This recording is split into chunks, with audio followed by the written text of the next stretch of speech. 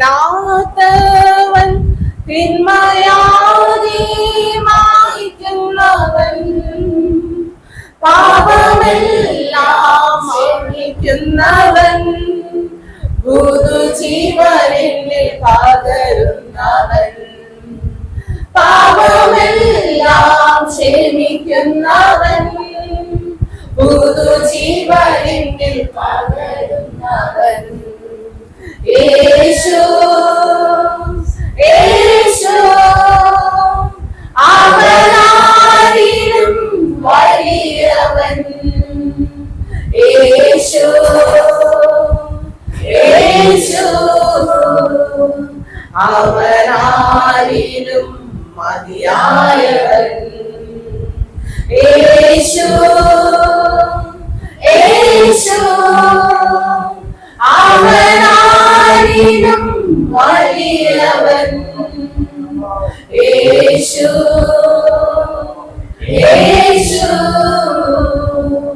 അവനാരിലും മതിയായവൻ. ദൈവമേ സ്നേഹം അവരുടെ സുശേഷമാക്കുകയും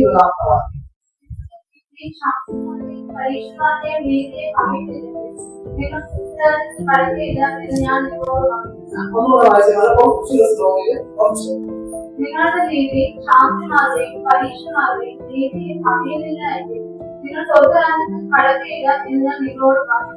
അതൊന്ന് വായിച്ച വചനം ഇങ്ങനെയാണ്: നിങ്ങളുടെ നീതി ശാസ്ത്രിമാരുടെയും പരീക്ഷന്മാരുടെയും നീതിയെ കവിയുന്നില്ലേ, നിങ്ങൾ സ്വർഗ്ഗരാജ്യത്തിൽ കടക്കുകയില്ല എന്ന് ഞാൻ നിങ്ങളോട് പറയും.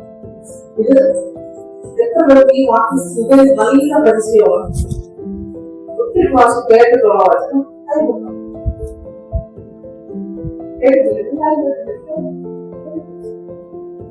ഓക്കെ, അപ്പോൾ ഇത് യേശു കർത്താവ് തന്റെ ഗിരിപ്രഭാഷണം മൊത്തം യേശു കർത്താവ് തന്റെ ശുശ്രൂഷ ആരംഭിക്കുമ്പോൾ, സ്നാനപ്പെട്ട ശുശ്രൂഷ ആരംഭിക്കുമ്പോൾ ഒരു മലയുടെ മുകളിൽ ചെന്നിട്ട് അവിടെ നിന്ന് പറയുന്ന കാരണം മത്തായി സുവിശേഷം 5-ാമത്തെ അധ്യായം അതിന്റെ 1-ാമത്തെ വാക്യം, അവൻ പുരുഷാരത്തെ കണ്ടാതെ മലമേൽ കയറി അവൻ ഇരുന്ന ശേഷം ശിഷ്യന്മാർ അടുക്കൽ വന്ന് അവൻ തിരുവായി മൊഴിഞ്ഞ് അവരോട് ഉപദേശിച്ചിരുന്നതാണ്.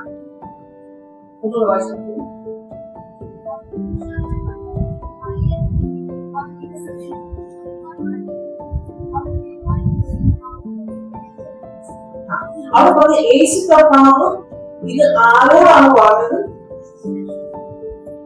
യേശു മലയിൽ കയറി ശിഷ്യന്മാരെ കൂടെ കുറെ ആൾക്കാർക്ക്. പക്ഷെ ഇത് യേശു പറഞ്ഞത് ആരോടാണ്? യേശു പറഞ്ഞ ഈ കാര്യങ്ങൾ മുഴുവൻ പറയുന്ന ആരോടാണ്? തന്റെ ശിഷ്യന്മാരോടാണ്. അവിടെ ഇങ്ങനെ പറഞ്ഞിട്ടുള്ള ഇതൊന്നും അവിശ്വാസികളോടോ അല്ലെങ്കിൽ ദൈവത്തെ അറിയാതെ യേശു കർത്താവ് അല്ലെങ്കിൽ യേശു കർത്താവ് കേൾക്കാമെന്ന് ജനത്തോടോ അല്ല പറഞ്ഞത്. ആരോട്? ശിഷ്യന്മാരോട് പറയണം. അങ്ങനെ പറഞ്ഞുകൊണ്ട് ഈ താഴെ ഇപ്പോൾ പറയാണ്: നിങ്ങളുടെ നീതി ശാസ്ത്രിമാരുടെയും പരീക്ഷന്മാരുടെയും നീതിയെ കവിയുന്നില്ലെങ്കിൽ നിങ്ങൾ സ്വർഗ്ഗരാജ്യത്തിൽ പ്രവേശിക്കും. ആ വാക്കിൽ എന്തിനെ കുറിച്ചാണ് പറയുന്നത്?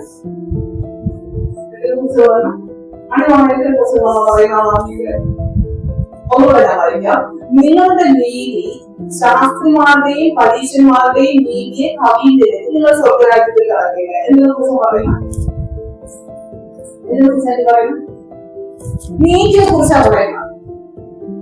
നീതിയെ കുറിച്ച് പറയുകയാണ്. നിങ്ങളുടെ നീതി ശാസ്ത്രന്മാരുടെയും പരീക്ഷന്മാരുടെയും നീതിയെ കവിയിലേക്ക് സ്വർഗ്ഗരാജ്യത്തിൽ നിങ്ങൾ പ്രവേശിക്കുകയില്ല. യേശുക്രിസ്തു പറയാണ്: നിങ്ങളുടെ നീതി ശാസ്ത്രിമാരുടെയും പരീക്ഷന്മാരുടെയും നീതിയെ കവിയിലേക്ക് നിങ്ങൾ സ്വർഗ്ഗരാജ്യത്തിൽ കടക്കണം. സ്വർഗ്ഗരാജ്യത്തിൽ പോകാനുള്ള പരിപാടികളാണ് നമ്മൾ എന്ത് ചെയ്യുക? എല്ലാം ചെയ്യുക. ദൈവം പറയുന്നു, യേശു കർത്താവ് പറയുന്നു, നിങ്ങൾക്ക് കടക്കണമെങ്കിൽ സ്വർഗ്ഗരാജ്യത്തിൽ നിങ്ങൾ പ്രവേശിക്കണോ? പ്രവേശിക്കണമെങ്കിൽ നമ്മൾ എന്ത് ചെയ്യണം പറയാമോ? ശാസ്ത്രിമാരുടെയും പരീക്ഷന്മാരുടെയും രീതിയെ അളക്കണം. അത് കവിയാണ്. അപ്പൊ ഇത് നമ്മൾക്ക് മനസ്സിലാക്കണമെങ്കിൽ ആരാണ് ശാസ്ത്രിമാര്, ആരാണ് പരീക്ഷന്മാര്?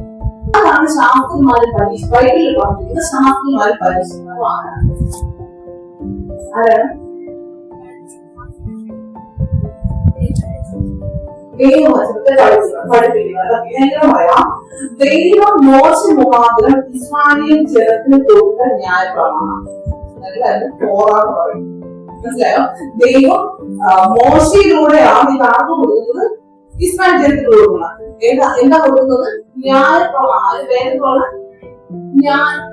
ന്യായം പ്രവർത്തിക്കുവാനുള്ള എന്തോ പ്രമാണം. അത് ദൈവം മോശയിലൂടെ ഇസ്രായേൽ ജനത്തിന് കൊടുക്കാം. ആ ന്യായപ്രമാണത്തെ നന്നായിട്ട് പഠിച്ച് അതനുസരിക്കുന്നവരാണ് ആര്? ശാസ്ത്രജ്ഞന്മാരും പരിശീലിക്കും. അവർ നന്നായിട്ട് പഠിക്കും. അവർ അരച്ച് കലക്കി കുടിക്കുന്ന ആൾക്കാർ. ആ വചനത്തിന്റെ വഴി പുള്ളി ഇല്ലാതെ അവരുടെയും നന്നായിട്ട് പഠിക്കും. മനസ്സിലാണോ? വചനത്തെ ഞാൻ തിരിച്ചു ചോദിക്കും, എത്രത്തോളം നമ്മൾ വചനം പഠിക്കും? അവർ സമയം ചെലവഴിച്ച്, അതായത് അവർക്ക് ആ ന്യായപ്രമാണം പഠിക്കുക എന്നുള്ളത് നമ്മുടെ നിയമമാണ്. അതുകൊണ്ട് അത് സമയം ചെലവഴിച്ച് ദൈവവചനം പഠിക്കും. അതിന്റെ വഴി അനുസരിക്കും. നമ്മൾ എത്ര സമയം ചെലവഴിച്ച് ദൈവവചനം പഠിക്കുന്നു? നമ്മൾ ഈ കോച്ചിങ്ങൾ വന്ന് ദൈവവചനം പറയും. ആഴ്ചയിലുള്ള ഒരു ദൈവവചനം ഒന്നും പറയും. നമ്മൾ അവർ പറയുന്നുണ്ടല്ല, നമ്മൾ ചിലപ്പോൾ ചെയ്യും കളിയാക്കില്ല. അവർ ചിലപ്പോ പറഞ്ഞ ചിലപ്പോ ചിരിക്കും, ചിലപ്പോ അവരൊക്കെ കാണിക്കും. അല്ലെ, കാണിക്കുമ്പോൾ നമുക്ക് ചിരി വരും. പക്ഷെ ഞാൻ ചോദിക്കും, ഈ ഒരു മാസം ഈ ഒരാഴ്ച നമുക്ക് പഠിക്കാൻ പറ്റുന്ന നമുക്ക് പഠിക്കാൻ പറ്റുന്നില്ല അല്ലേ? പക്ഷെ ആ കൊച്ചിനോടൊന്നും അന്ന് തെറ്റ് വരുമ്പോഴത്തേന് നമ്മളെന്ത് ചെയ്യണം? നമ്മളെക്കാളും ശ്രേഷ്ഠനാണ് ആര്? അതുകൊണ്ടാണ് ഈശ്വര നിങ്ങൾ ശിശുക്കളെ കണ്ട്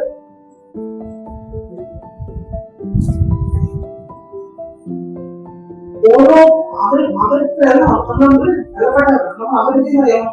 അവർ കാണിക്കുന്ന, അവർ ചെയ്യുന്ന ഓരോ കാര്യങ്ങളും നമുക്ക് ചെയ്യാൻ പറ്റാത്ത കാര്യങ്ങളാണ് നമ്മൾ മാനിക്കുന്നത്. അതൊന്ന് പഠിച്ചു പറയുക. ഒന്നോ അവർക്ക് പഠിപ്പിച്ചു കൊടുക്കാൻ അതിന്റെ ബാങ്കിൽ കുറച്ച് ബുദ്ധിമുട്ടിക്കണം അല്ലെ? ആ മാറ്റി കുറെ ക്ലാസ് അതേപോലെ ബുദ്ധിമുട്ടില്ല. നമ്മൾക്ക് നമ്മൾ പറയില്ല അല്ലേ? ആ കൊച്ചിന് 10 പ്രാവശ്യം മാറ്റി ഇങ്ങനെ മാറ്റി പറഞ്ഞു കൊടുക്കണം. നമ്മൾ 10 പ്രാവശ്യം വന്നാൽ ഈ മാറ്റി നമുക്ക് അറിയുന്നില്ല. അപ്പൊ പരീക്ഷന്മാരുടെ പ്രത്യേകത, അവർ ദൈവവചനം നന്നായിട്ട് പഠിച്ച് അത് അനുസരിക്കുന്ന വ്യക്തികളാണ് അവര് പരീക്ഷന്മാർ, ശാസ്ത്രജ്ഞർ. എന്നിട്ട് യേശുദാവ് പറയാണ്, നിങ്ങൾക്ക് സ്വർഗ്ഗരാജ്യത്തിൽ പ്രവേശിക്കണോ? ഇവരുടെ നീതി നിങ്ങൾ ഭവ്യമോ? അവർ നീതി പ്രവർത്തിക്കുന്നവരാണോ? അവർ നീതി പ്രവർത്തിക്കുന്നവരാണ്. നമ്മൾ നീതി പ്രവർത്തിക്കുന്നവരാണോ? നമ്മളും നീതി പ്രവർത്തിക്കുന്നവരാണ്. അവര് നീതി പ്രവർത്തിക്കുന്നവരാണ്, നമ്മളും നീതി പ്രവർത്തിക്കുന്നവരാണ്. പക്ഷെ ഇവരുടെ നീതി കവിഞ്ഞില്ലെങ്കിൽ എനിക്ക് ചെയ്യാൻ പറ്റത്തില്ല. സ്വർഗ്ഗരാജ്യത്തോട് എനിക്ക് നടക്കാനായിട്ട് പറ്റില്ല. അപ്പൊ എന്താണ് പരീക്ഷന്മാരുടെയും ശാസ്ത്രിമാരുടെയും നീതി കവിഞ്ഞൊരു നീതി എന്ന് പറഞ്ഞാൽ എന്താണ്? അതിനകത്ത് എന്തൊരു പ്രത്യേകത അല്ലേ? അതിനകത്ത് ഏതോ ഒരു പ്രത്യേകത ഉള്ളതുകൊണ്ടാണ് കർത്താവ് പറയുന്നത്, നിങ്ങൾ സ്വർഗ്ഗരാജ്യത്തിൽ പ്രവേശിക്കുന്നത് നിങ്ങൾ ഈ നീതിയെ കവിഞ്ഞു. അപ്പൊ ഇതിന്റെ എക്സ്പ്ലനേഷൻ കർത്താവ് കൊടുക്കുകയാണ്. മത്തായിയുടെ സുവിശേഷം 5-ാമത്തെ അധ്യായം 21-ാമത്തെ വാക്യം. ചെയ്യരുതെന്നും ആരെങ്കിലും കൊല ചെയ്താൽ ന്യായവിധിക്ക് യോഗ്യനാകുമെന്ന് പൂർവ്വന്മാരോട് അരുളി ചെയ്തത് നിങ്ങൾ കേട്ടിട്ടുണ്ടല്ലോ. ആരോട് പറയുന്നു? ആരോട് ശിഷ്യന്മാരോട് പറയാം. ശിശുമാരെ കൊല ചെയ്യരുത്. ഇത് പണ്ട് എവിടെ കേട്ടിട്ടുണ്ട് നിങ്ങൾ? ന്യായപ്രമാണം ഞാൻ കൊടുത്തപ്പോ മോശയുടെ ന്യായപ്രമാണ പുസ്തകത്തില് ഈ വാക്യോട് നിങ്ങൾ കേട്ടിട്ടുണ്ടല്ലോ. ഇതിന് പറയാണ്, ഈ കൽപ്പന അവരനുസരിക്കുന്നുണ്ടോ? ശാസ്ത്രന്മാരും പരീക്ഷന്മാരും അവരെന്ത് ചെയ്തിട്ടില്ല? അവർ ആ ന്യായപ്രമാണത്തെ അതേപടി അവരെന്ത് ചെയ്യുന്നുണ്ട്? അനുസരിക്കുന്നുണ്ട്. ഇനി ഞാനും എന്ത് ചെയ്യുന്നുണ്ട്? അതേപടി എന്ത് ചെയ്യുന്നത്? അനുസരിക്കുന്നു. പക്ഷേ പറഞ്ഞതാണ് ഈ രീതി കാര്യം. നമ്മളിപ്പോ എവിടെയാണ് നിൽക്കുന്നത്? പരീക്ഷ നീതിയിൽ നമ്മൾ നിൽക്കാൻ നമ്മൾ ചെയ്യുന്നില്ല. നമ്മൾ കൊല ചെയ്യുന്നില്ല. ഏത് നീതിയാണ് അത്? പരീക്ഷ നീതിയാണ്. പരീക്ഷയുടെയും ശാസ്ത്രയുടെയും നീതിയാണ് കൊല ചെയ്യരുത് എന്ന് പറയുന്നത്. ഞാൻ നിൽക്കുന്നത് എവിടെയാണ്? ആ നീതിയിലാണ് ഞാൻ ഇപ്പോ നിൽക്കുന്നത്. അപ്പൊ അതിന്റെ അടുത്തൊരു തലത്തിലൂടെ ഞാൻ കയറിയാലേ എനിക്ക് എന്തുള്ളൂ? എന്തുള്ളൂ? സ്വർഗ്ഗരാജ്യം. ആ സ്റ്റെപ്പിൽ തന്നെ ഞാൻ നിന്ന ഇത് ലോകത്തുള്ള സർവ്വ മനുഷ്യർക്കും അറിയാം. ദൈവത്തെ അറിയാത്തവർക്കും അറിഞ്ഞവർക്കും എല്ലാം അറിയാവുന്ന ഒരു കാര്യമാണ് എന്ത് ചെയ്യുക. അങ്ങനെയെങ്കിൽ അവര് ഞാൻ ഒരു വ്യത്യാസമില്ല. ഞാൻ എന്താണ് എല്ലാവരും ഈ ലോകത്തെ മനുഷ്യർക്ക് അതേ രീതിയിൽ തന്നെയാണ് ഞാൻ. പക്ഷേ യേശു കർത്താവിന്റെ അടുക്കൽ വന്നവർക്ക് അവൻ പറഞ്ഞൊരു കാര്യമുണ്ട്. നിങ്ങൾ ഈ രീതിയിൽ നിന്നാ സ്വന്തരാജ്യം നിൽക്കുന്നത്, ഈ രീതിയിൽ അടുത്ത ഒരു രീതിയിലോട്ട് നിങ്ങൾ എന്ത് ചെയ്യണം, പ്രവേശിക്കണം. കൊല ചെയ്യില്ല. ലോകത്തുള്ള ഒരു മനുഷ്യനും എല്ലാവർക്കും അറിയാവുന്ന ഒരു കാര്യമാണ് കൊല ചെയ്യുന്നത്. നമ്മൾ ചെയ്യും. പക്ഷെ സ്വർഗ്ഗത്തിൽ പ്രവേശിക്കാൻ അടുത്ത കഥ പറയാണ്. ഞാനോ നിങ്ങളോട് പറയുന്നു, സഹോദരനോട് കോപിക്കുന്നതെല്ലാം ന്യായവിധിക്ക് യോഗ്യനാണ്. അവിടെ തിരുത്തല് അല്ലെ, തിരുത്തലിന് വേണ്ടിയിട്ട് എനിക്ക് എന്ത് ചെയ്യാം, കോപിക്കാം. പക്ഷേ ഇവിടെ പറഞ്ഞിരിക്കുന്നത് ഞാനോ നിങ്ങളോട് പറയുന്നത് സഹോദരനോട് കോപിക്കുന്നത് ന്യായവിധിക്ക് യോഗ്യനാണ്. അതായത് നിങ്ങൾ കോപിക്കരുത് എന്നല്ല, പകരം എന്താണ് ഈ കോപം നിങ്ങൾ വെച്ചുകൊണ്ടിരിക്കരുത്. മനസ്സിലാണോ? ഈ കോപം എവിടെ വെച്ചുകൊണ്ടിരിക്കുന്നത്? ഹൃദയത്തിൽ ഇത് വെച്ചുകൊണ്ട് ഇരുന്നാ എന്ത് ന്യായവിധിക്ക് യോഗ്യനാവും. ഈ കോപിച്ച ഈ ന്യായവിധിക്ക് യോഗ്യനാവും. ഞാൻ നിങ്ങളോട് സഹോദരനോട് കോപിക്കുന്നതിന് ന്യായവിധി ന്യായപ്രകാരം എന്തിനു നീ കോപിച്ചോ ഇതേ കോപം ആര് ചെയ്യും? ദൈവം ചെയ്യും. മനസ്സിലാണോ? നീ ഏത് വിഷയത്തിനാണോ കോപിച്ചത് ഇതേ കോപം ആരെന്നോട് ചെയ്യും? നിങ്ങൾ മനുഷ്യരോട് അവരുടെ പിഴകളെ ക്ഷമിച്ചാൽ, അതായത് നിങ്ങൾ നിങ്ങളുടെ സഹോദരങ്ങളോട്, അത് നിങ്ങളുടെ അച്ഛനനുഭവമാവാം, നിങ്ങളുടെ അനുഭവങ്ങളായിരിക്കും, ആരോടായിക്കോട്ടെ, നിങ്ങൾ നിങ്ങളുടെ സഹോദരനോട് അവരുടെ തെറ്റുകളെ ക്ഷമിച്ചാൽ സ്വർഗ്ഗസ്ഥനായ നിങ്ങളുടെ പിതാവ് നിങ്ങളോട് ക്ഷമിക്കും. നിങ്ങൾ മനുഷ്യർക്ക് ക്ഷമിച്ചില്ലെങ്കിൽ നിങ്ങളുടെ പിതാവ് നിങ്ങൾക്ക് എന്ത് ചെയ്തില്ല.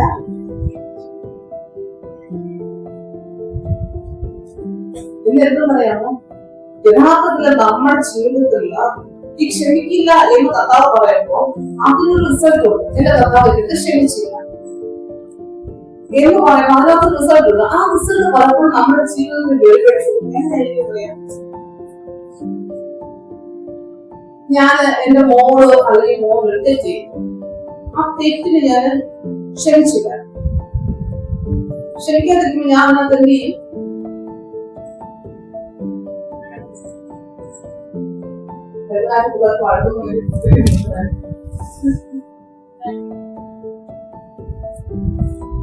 ക്ഷമിച്ചില്ലെങ്കിൽ അവരെ നന്നായിട്ട് അടിക്കും. എന്റെ കർത്താവ് എന്തെടുത്ത് ക്ഷമിച്ചില്ലെങ്കിൽ എന്ത് ചെയ്യും?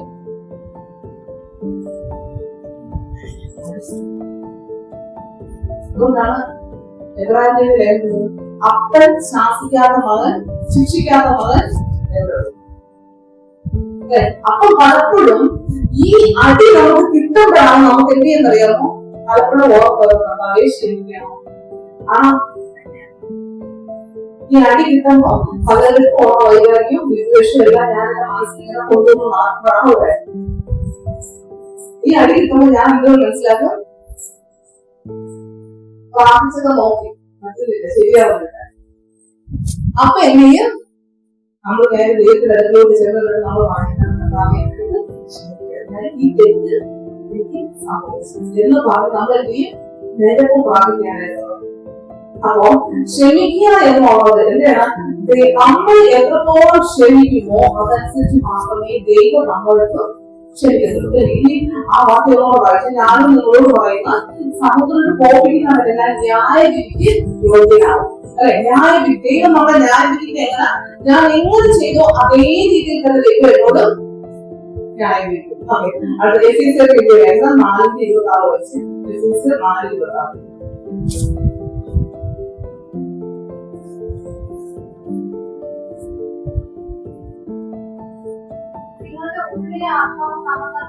എഫീസിയർ 4:26 പാപം ചെയ്യാൻ കോപിച്ചാൽ പാപം ചെയ്യാതെ കോപിക്കാൻ അല്ലെ. പക്ഷെ എന്തിനു കോപിച്ചാൽ നിങ്ങൾ എന്ത് വരരുത്? പാപം വരരുത്.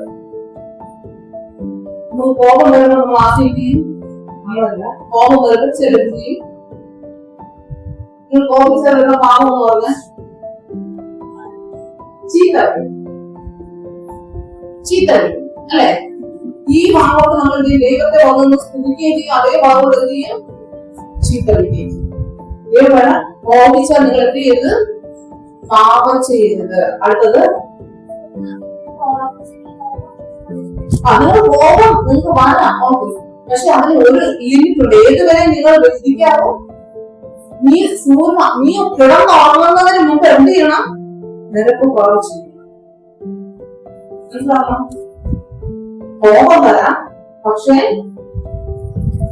അതുവഴി പാപം എന്ന ചോദ്യം വരരുത്. ഈ ചിലരെന്ത് ചെയ്യും? പാത്രങ്ങൾ എടുത്ത് അല്ലെ. ചിലരെന്ത് ചെയ്യും? ദേഷ്യം വരുമ്പോൾ പാത്രങ്ങൾ എടുത്ത് ചെറുതായ അത് എന്റെ പാത്രമല്ലേ, ഇത് വേണമെങ്കിൽ എനിക്ക് വിചാരിക്കും ഞാൻ വാങ്ങിച്ച പാത്രമല്ലേ, ശരിക്കും വാങ്ങിച്ച തന്നാലാണ്. പക്ഷെ ഞാനെന്ത് ചെയ്തു? അതിന് കോപി എനിക്ക് ദേഷ്യം വന്നപ്പോ ഞാൻ അതിനെടുത്തുനിന്ന്. അപ്പൊ കോപം വിഷയമല്ല, പക്ഷെ കോപം മാത്രം പാപം വരരുത്. പിന്നെ ഇനി അതിന് എന്താണ് ഏത് സമയം വരെ വെച്ചേക്കാമോ? സൂര്യൻ അസ്തമിക്കുക എന്ന് പറഞ്ഞാല് എന്തെങ്കിലും ഈ ഉറങ്ങാൻ പോണതിന് മുമ്പ് എന്ത് ചെയ്യണം? നിരപ്പ് പ്രാപിച്ചു. ഇല്ലെങ്കിൽ അന്നത്തെ രാത്രിയിൽ ആര് നമ്മുടെ കൂടെ ഇല്ല. പ്രതീക്ഷിക്കേണ്ട കർത്താവ് നമ്മുടെ കൂടെ ഇല്ല. നമ്മൾ കോപം വെച്ചുകൊണ്ട് ഒരു മനുഷ്യനടുത്തുള്ള ഉള്ളിലുള്ള ദേഷ്യം വെച്ചുകൊണ്ട് നമ്മൾ ചെന്ന് കിടക്കുന്നെങ്കിൽ അന്നത്തെ ദിവസം ദൈവത്തിന്റെ സംരക്ഷണം നമ്മുടെ കൂടെ ഇല്ല. ദൈവം നമ്മുടെ കൂടെ ഇല്ല. അവൻ എന്ത് ചെയ്ത്? അവൻ ഉറങ്ങാതെ, വചനം എങ്ങനെയാണ്? നമ്മൾ ഉറങ്ങുമ്പോ അവൻ ഉറങ്ങാതെ നമ്മൾ എന്ത് ചെയ്ത് കാക്കുന്നതാണ്. പക്ഷെ അന്നത്തെ ദിവസം ദൈവം നമ്മുടെ കൂടെ. ദൈവം കൂടെ ഇല്ലാന്നല്ല, ദൈവത്തിന് എന്റെ അടുക്കലോട്ട് വരാൻ ഞാൻ അനുവദിച്ചു. അത് പറയും പിശാചിനിട അവിടെ നേരം വന്നെന്റെ എടുക്കുന്ന ഒരാളോ അത് വരാം. അന്ന് രാത്രി വരാം. തലേദിവസം രാത്രി വെച്ചുമ്പോ കർത്താവുണ്ടായിരുന്നു. പക്ഷെ അന്ന് രാത്രി ആ രാത്രി പുതിയ സ്റ്റോക്കിനാണ് ചിന്തിക്കാനല്ലേ. എവിടെന്നാണ് ഈ കോപം ചിന്തിച്ച് കൂടണം. പലർക്കും ഓരോ കോപവും എല്ലാം വരുന്ന എവിടെ നമ്മൾ ചിന്തിച്ചു കൂടണം. സുഖമായിട്ട് വായിക്കാം. ആ രാത്രി പുതിയ സ്റ്റോക്കിനാണ് അത് നന്നായിട്ട് ചിന്തിക്കാം. അപ്പൊ ഈ കോപം നിലവിലെത്തിയും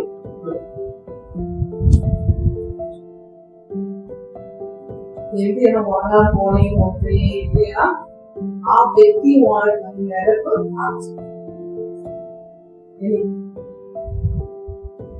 നിരപ്പ് പ്രാപിച്ചില്ലാന്ന് വെച്ചു. ആ രാത്രി നിങ്ങൾ നേരം വിടുന്ന ഉണർന്നു. അങ്ങനെ നിങ്ങൾ ഉറങ്ങിപ്പോയി. പിറ്റേ ദിവസം നിങ്ങൾ ദൈവം തന്നില്ലെന്ന് വെച്ചു. ക്ഷമിക്കാത്ത നിങ്ങളെ ഒരിക്കലും എവിടെ കേൾക്കില്ല.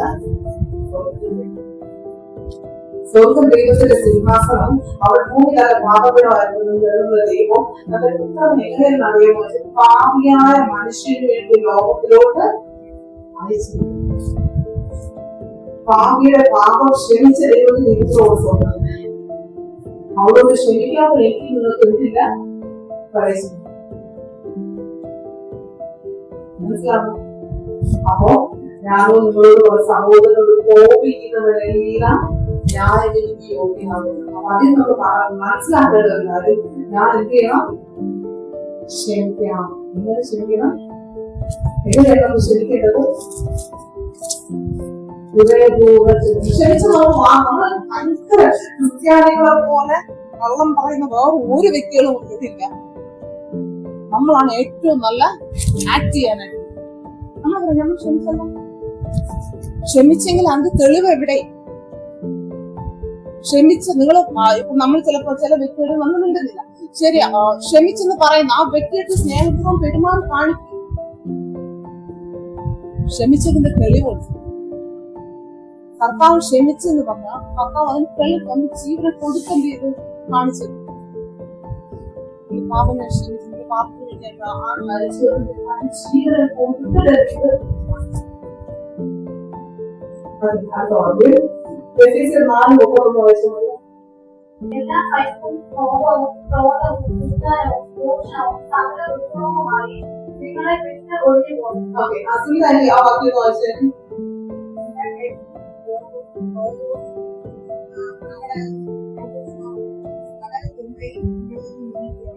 ഇത്രയും ലിങ്ക് ചെയ്ത കാര്യങ്ങളാണ്, മനസ്സിലായ?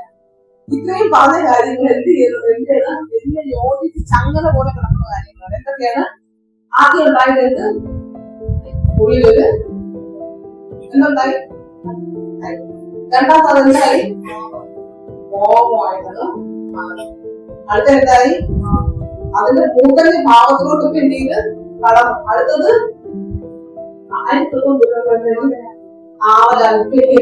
എനിക്ക് നടക്കുമ്പോഴും പോകുമ്പോഴും ഇരിക്കുമ്പോഴും കിടക്കുമ്പോഴും എല്ലാം എല്ലാവരും എന്തെങ്കിലും ഇങ്ങനെയൊക്കെ ചെയ്തല്ല. എല്ലാവരും എന്തെടുത്ത് പറഞ്ഞല്ല. ഈ ഇതുകൊണ്ടാണ് ഞാൻ പറയുന്നത്. ഏറ്റവും അവസാനം എന്തായിട്ട് മനസ്സിലാക്കണം. ഇതെല്ലാം കണക്ട് ചെയ്ത് കാര്യമാണ്. അപ്പൊ ദൈവത്തിന് പറയാണ്, ഇത് മുഴുവൻ എന്താണ്? ദുർഗുണം. സകല ദുർഗുണവും നിങ്ങളെ വിട്ട് ഒഴിഞ്ഞോളട്ടെ. ഏതൊക്കെ ദുർഗുണങ്ങള്? കയ്പ്, കോപം, ക്രോധം, ആവലാതി, പരദൂഷണം. ഇതെല്ലാം നമ്മള് ഈ കോപ്പികള് മറ്റുള്ളവരുടെ ആവശ്യമില്ല. ഈ കോപ്പികള് ഈ ദുർഗുണങ്ങൾ മുഴുവൻ എന്ത് ചെയ്യണം? നമ്മൾ ഉപേക്ഷിക്കണം. എങ്കിൽ മാത്രമേ നമ്മൾ ഇവിടെ കയറാൻ പറ്റും. സ്വന്തമായിട്ട് നമ്മൾ പ്രവേശിക്കാനായിട്ട് വരും.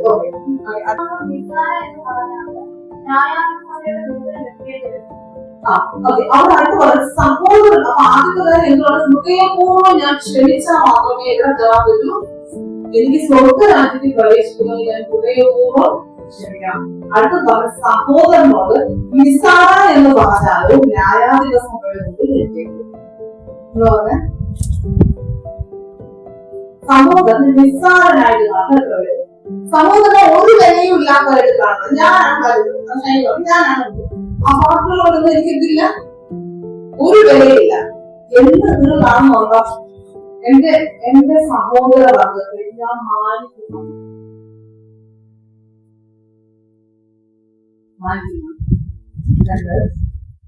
അവരെ ബലപ്പെട്ടതായിട്ട് കാണുന്നുണ്ടോ? അതൊന്നും മനസ്സിലാവും. എന്റെ ജീവന്റെ ഭാഗമാണ് ഞാൻ ഈ ചെറുതായി. എന്റെ ജീവന്റെ ഒരു ഭാഗമാണ് എന്നുള്ളതാണ്.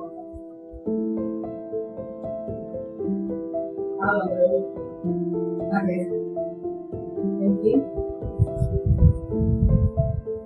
അതിനൊരു കഷ്ടപ്പെട്ട് കാണുന്നുണ്ടോ?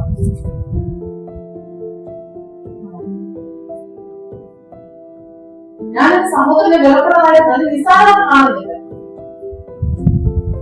നിസ്സാരം കാണുന്നില്ലെങ്കിൽ ഞാൻ ഒരു സഹോദരൻ എന്തായിട്ട് കാണുന്നു? വിലപ്പെട്ടതായിട്ട് കാണും.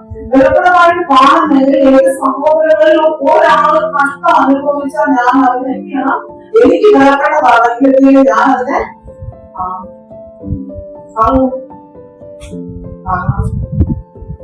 നിങ്ങളുടെ സന്തോഷത്തില് ഞാൻ പങ്കുചേരുന്നു. എന്റെ സഹോദരന്റെ കഷ്ടം എന്തെന്നും എന്റെ സഹോദരന്റെ ദുഃഖം എന്തെന്നും അവരുടെ വിഷമം എന്തെന്നും ഞാൻ തിരിച്ചറിയാൻ കഴിയാത്തത്തോളം കാലം ഞാൻ ജാതികളായ ഭക്തിയോടെ കണ്ണിന് മനസ്സിലില്ലാത്ത അല്ലെങ്കിൽ അന്യ സ്നേഹമില്ലാത്ത ഒരു പ്രവൃത്തിയിലേക്ക് കത്താക്കിയിരിക്കുന്ന അല്ലെങ്കിൽ നമ്മൾ പോവുകയല്ലേ, നമ്മുടെ ഓരോ സാഹചര്യങ്ങൾ പോകും. എങ്ങനെ നമ്മുടെ ജോലികളെല്ലാം കഴിഞ്ഞ് ഞാൻ ചോദിക്കുന്നു, നാളെ നിങ്ങളെ വേണ്ടപ്പെട്ടവരില്ല. അത് നിങ്ങൾ ഒറ്റയ്ക്ക് വിശ്വാസത്തിലിരിക്കുന്ന നിങ്ങൾ ഒറ്റയ്ക്ക് കാണും. നിങ്ങളെ കൂടെ കാണുന്ന നിങ്ങൾ ഈ ക്രിസ്തുവിന്റെ ശരീരം എവിടെയാണ്? മീനാണ്ടിയുടെ മോൻ വെച്ചു. മീനാണ്ടിയുടെ മോൻ വെച്ചപ്പോ നിങ്ങൾ ചെന്നപ്പോ നിങ്ങൾ കണ്ടുണ്ടായില്ല. മീനാണ്ടിയുടെ ഒറ്റയ്ക്ക് നിങ്ങൾ കരഞ്ഞ് കത്താൻ വേണ്ടി കത്താവിനെ കൂടെ കാണും. കത്താവിടെ കൂടെ കാണാൻ ആരില്ലെങ്കിൽ കത്താവിടെ കാണും. അത് കഴിഞ്ഞിട്ടാണ് കർത്താവ് എനിക്ക് ആരുമില്ലപ്പ എന്റെ മോനെ കൊണ്ടുവരാൻ വേണ്ടി ഇഷ്ടമാണോ രൂപതാക്കി ആന്റി അള്ളറി വിളിച്ച് കരുതി പ്രാർത്ഥിക്കുന്നത് ആരുണ്ടായിരുന്നു താങ്ങാൻ? എല്ലാം എത്തി വിട്ടു എത്തി എപ്പോഴും ഇതാണ് ക്രിസ്തുവിന്റെ സ്നേഹം, ഇതാണ് ദൈവസഭ. ഇതൊക്കെ മനസ്സിലാവുന്നതാണ്. ഇത് നേരെ ന്യായവിധി എവിടെ വരും? നമ്മുടെ വീട്ടിനകത്ത്. ഈ ന്യായവിധി നമ്മൾ പ്രവർത്തിച്ചത് എവിടെ വരും പറയും? നമ്മുടെ വീട്ടിന്റെ ഉള്ളിൽ വന്ന് നിൽക്കും. അന്ന് നമ്മൾ വിചാരിക്കും ദൈവമേ എന്നെ താങ്ങാനായിട്ട് ഒരാളെ കൊണ്ടുവരണേ.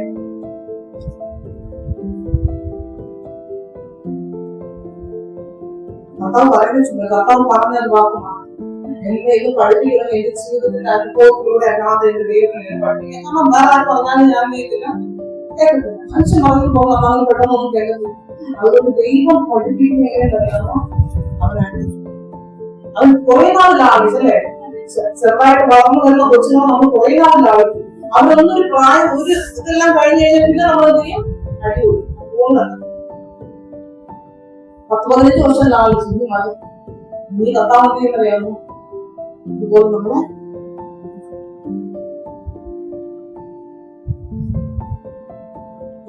നിങ്ങളെ വിളിച്ചു എവിടോട്ടാണെന്ന് അറിയാമോ? കൂട്ടായ്മയ്ക്ക് എവിടോട്ടാണ്. ആ കൂട്ടായ്മയിൽ കർത്താവ് മാത്രമല്ല ഉള്ളത്, കർത്താവും അവരെ വിളിച്ച് സകല മക്കളും അതിനകത്ത് കർത്താവിന്റെ ചില മുഴുവൻ. എന്റെ ദൈവത്തിന് എന്തെന്നറിയാമോ? ദൈവം പറഞ്ഞ സമൂഹത്തിനോട് നിസ്സാര എന്ന് പറഞ്ഞാൽ ഞാനൊരു സഭയുടെ മുന്നിൽ വിട്ടിരുന്നു. ദൈവം പറഞ്ഞു വളരെ കർമ്മശ്രദ്ധം, നീ നിന്റെ കൂട്ടുകാരനെ, നിന്റെ അടുത്തിരിക്കുന്ന വ്യക്തിയെ നീ വെറും ലാഭത്തോടെ നീ ഒരു വിലയില്ലാതെ നീ കണ്ടാല് ന്യായത്തിൽ സംഭവിക്കും. കാരണം എന്താ? ഈ ശീലമുണ്ടല്ലോ, ഈ കോപം കുറ്റം പറയാൻ അപ്പുറം കുട്ടികളാണ്. പക്ഷെ കർത്താവ് കർത്താവിനോട് ബലപ്പെട്ടതാണെങ്കിൽ ഞാൻ എങ്ങനെ കാണണം? എത്ര കോപം എത്ര കുറ്റങ്ങളുണ്ടായിരിക്കും, പക്ഷെ ഞാൻ ഇങ്ങനെ എന്ത് കാണണം? ബലപ്പെട്ടതായിട്ട് തന്നെ കാണാൻ. ഈ ഞാനൊക്കെ വരുമ്പോ കർത്താവ് അവർ ബലപ്പെട്ടതായിട്ട് കാണണം.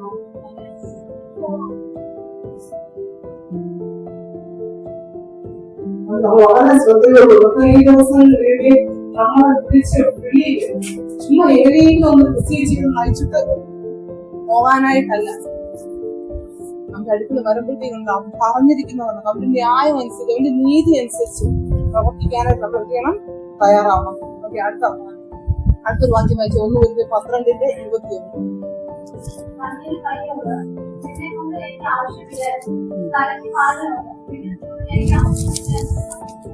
ഇവിടെ പൗലോസ് അവിടെ സഭയിൽ ഉപദേശിക്കുന്ന ഒരു കാര്യമാണ്. ഒരിക്കൽ സഭയിൽ പൗലോസ് പറയുന്ന ഒരു കാര്യമാണ്. എന്താണ്? കണ്ണിന് കൈയോട് നിന്നെ കൊണ്ട് എനിക്ക് ആവശ്യമില്ലെന്നും തലയ്ക്ക് കാലിനോട് നിങ്ങളെ കൊണ്ട് എനിക്ക് ആവശ്യമില്ലെന്നും പറഞ്ഞതാണ്. പറയാൻ പറ്റില്ലെന്നല്ല, പറയാൻ പറ്റും. അതുകൊണ്ടാണ് രണ്ട് വാക്കും തമ്മിൽ വ്യത്യാസമുണ്ട്. കണ്ണിന് കൈയോട് നിന്നെ കൊണ്ട് എനിക്ക് ആവശ്യമില്ല എന്നും തലയ്ക്ക് കാലിനോട് നിങ്ങളെ കൊണ്ട് എനിക്ക് ആവശ്യമില്ല എന്ന് പറയാൻ പാടില്ല. പറഞ്ഞുകൂടാ. എനിക്ക് അങ്ങനെ ഒരു വ്യക്തിയെ നമുക്കൊന്നും പറയാനായിട്ട് പറ്റില്ല. പാടില്ല. ദൈവവചന പ്രകാരം അങ്ങനെ ഒരു വ്യക്തിയെ ഞാൻ എല്ലാവർക്കും തമ്മിൽ കളഞ്ഞ് കൂടാ. കേട്ടോ? ഓക്കെ,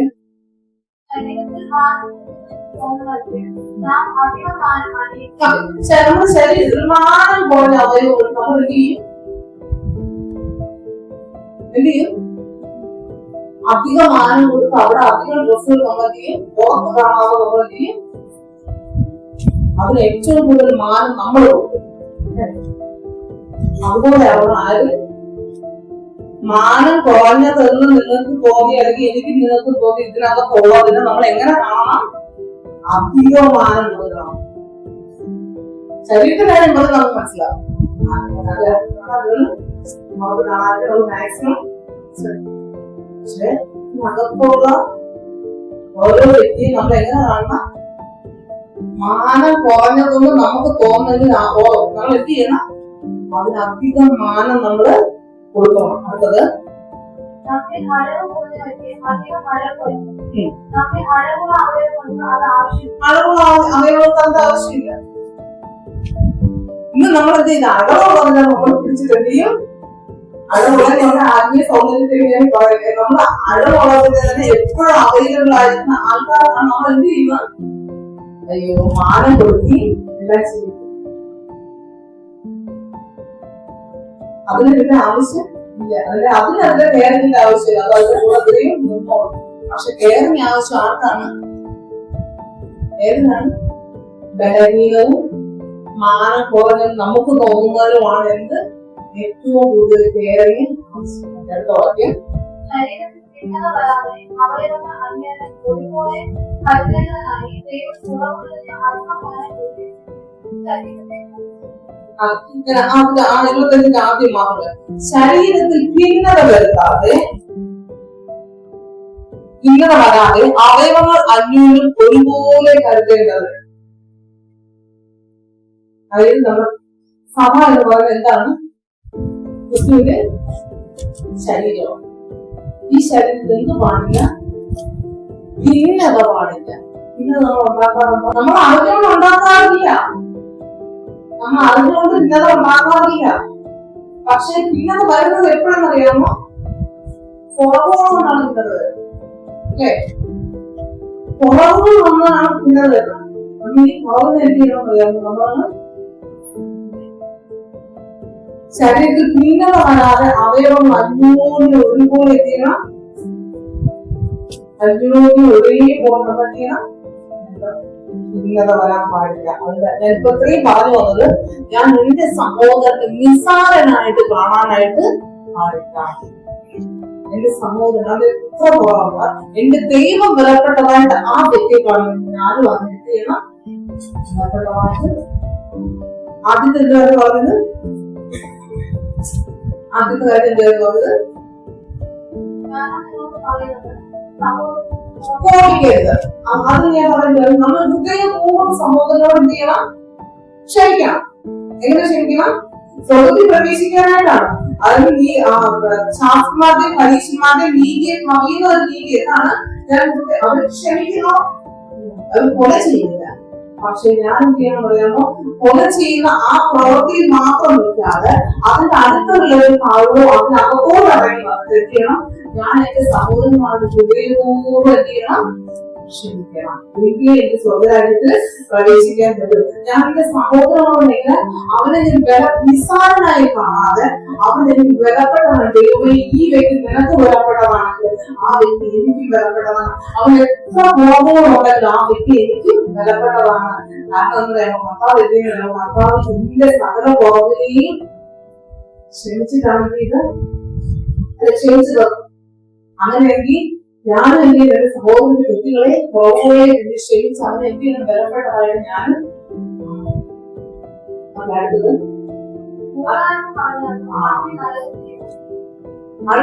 അടുത്ത പറഞ്ഞത് മൂഢ എന്ന് പറഞ്ഞാലോ അഗ്നി നരകത്തിന് യോഗ്യനാണ്. എത്ര പേര് മൂഢാന്ന് പറഞ്ഞിട്ടുണ്ട്? എത്ര പേര് സഹോദരങ്ങളെ നോക്കിയിട്ടുണ്ട്? മൂഢ അതായത് മൂഢ എന്ന് പറയുന്നതല്ല കാര്യം. ഞാന് ഒരു വ്യക്തി മൂഢായപ്പോ എന്തിന്റെ ലക്ഷണം? അപമാനിക്കുന്നതിന്റെ ലക്ഷണം അല്ലെ? ഞാൻ ഒരു എന്റെ സഹോദരൻ അപമാനിച്ച മൂഢ മണ്ട മൂഢ എന്ന് പറഞ്ഞ അപമാനിച്ച ദൈവം പറഞ്ഞ എന്താണ്? നീ എവിടെയുണ്ട്? നരകത്തിന് അപമാനിച്ച ഞാൻ നരകത്തിന് യോഗ്യനാവും. ഒരു വാക്യമുണ്ട്. നമ്മള് അപമാനിക്കുകയില്ലേ? സാധാരണ അങ്ങനെയൊന്നും നമ്മൾ എല്ലാവരും അപമാനിക്കാം. പക്ഷേ നമ്മൾ എത്ര പേര് പ്രാർത്ഥിക്കുന്നവർ പ്രാർത്ഥിക്കാത്തവരെ നമ്മൾ സാധാരണ പറയും പക്ഷെ പോലെ ഇന്ന് നമ്മൾ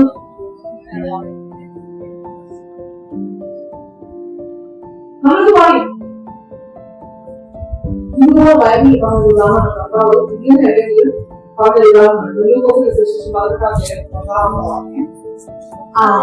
അവിടെ ഒരു യേശു കർത്താവ് ഉപം പറയാം. എങ്ങനെയാണ്? തങ്ങൾ നീതിമാന്മാരെ മോച്ചു.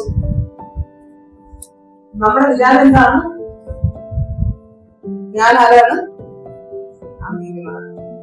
എന്റെ പ്രാർത്ഥന എങ്ങനെയാണ്? ദൈവം കേൾക്കുന്ന പ്രാർത്ഥന.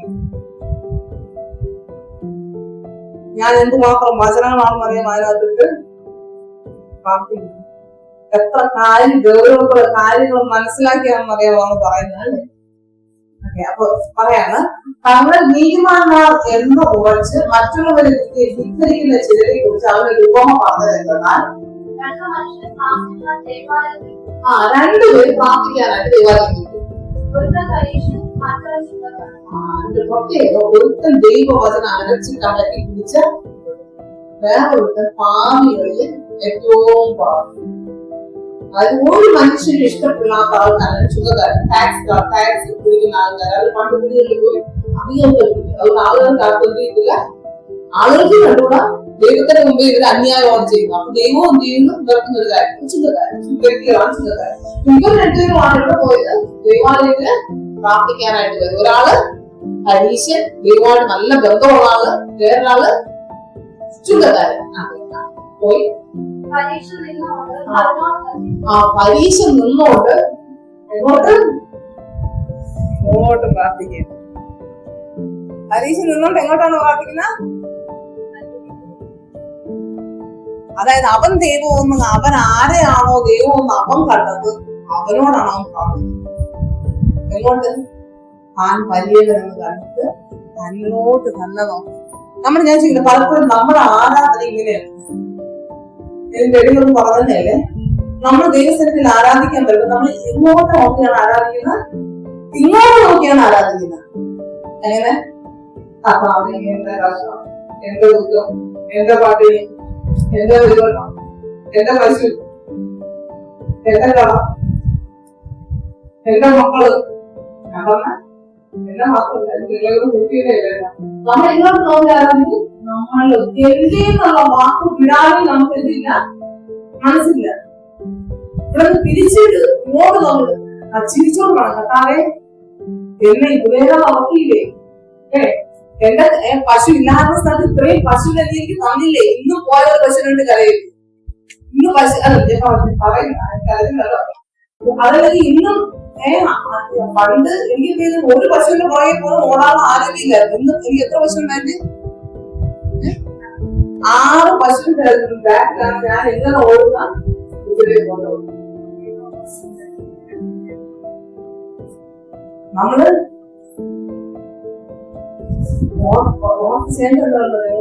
നീ നടക്കുന്ന വഴിയുണ്ടായ സ്തോത്രം, ഒന്നുമില്ലാത്തത് എന്നെ ഇത്രത്തോളം നീ നടത്തിയതിനായിട്ട് സ്തോത്രം.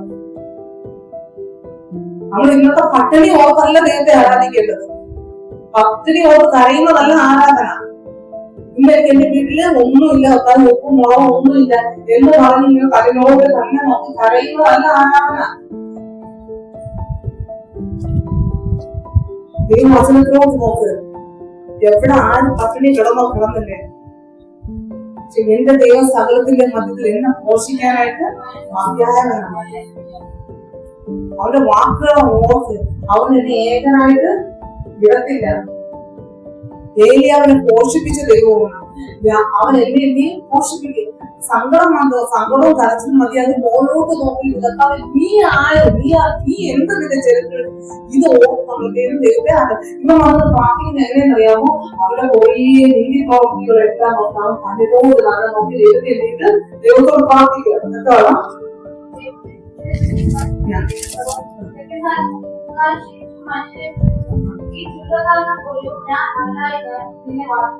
ഞാൻ പറയാം.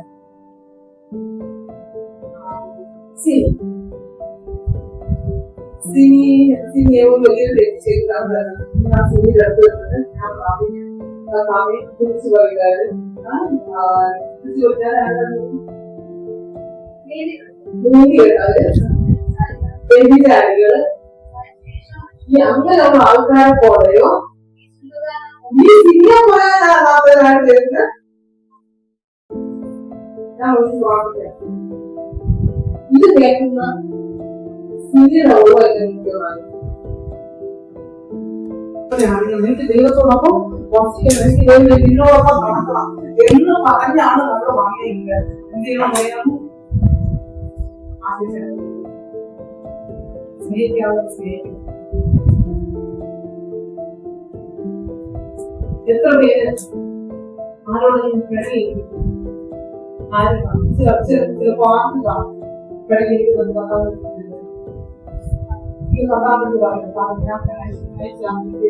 ആ വ്യക്തി എന്നെ എന്ത് പറഞ്ഞാലും അവൻ എന്നെ എന്തടിച്ചാലും ചില പടിക്ക് വരുമ്പോ എന്നെ അവിടെ എന്ത് ചെയ്താലും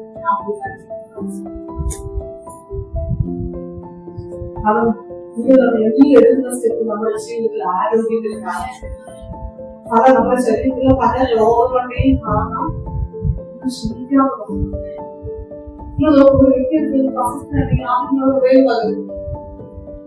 നിങ്ങളുടെ ശരീരം പറയുകയോ ശരീരം വളരാമോ പിന്നെ നിങ്ങൾക്ക് വയ്യാതെ രോഗിയാണെന്ന് പോയി ദൈവത്തിന്റെ വാക്ക് പ്രമാണിക്കാൻ വേണ്ടി കുറിച്ച് പോകുമ്പോഴല്ലോ അവരുടെ ദൈവത്തിന്റെ സാന്നിധ്യം നിങ്ങളെ കൂടെ നിങ്ങൾ പോയിട്ട് വരാൻ കൊള്ളാതിരിക്കുക സന്തോഷത്തോടെ കൊള്ളടിക്കുന്നുണ്ടല്ലോ. എവിടെയെങ്കിലും പോയി പണ്ട് യുദ്ധം കഴിഞ്ഞ് വരപ്പോഴത്തേക്ക് അവർക്ക് കൊള്ളയടിച്ചിട്ടുണ്ട് അല്ലെ, അവിടെ സാധനങ്ങളെല്ലാം കൊണ്ടുവരും. ആ കൊള്ളാതിരിക്കുക സന്തോഷത്തോടെ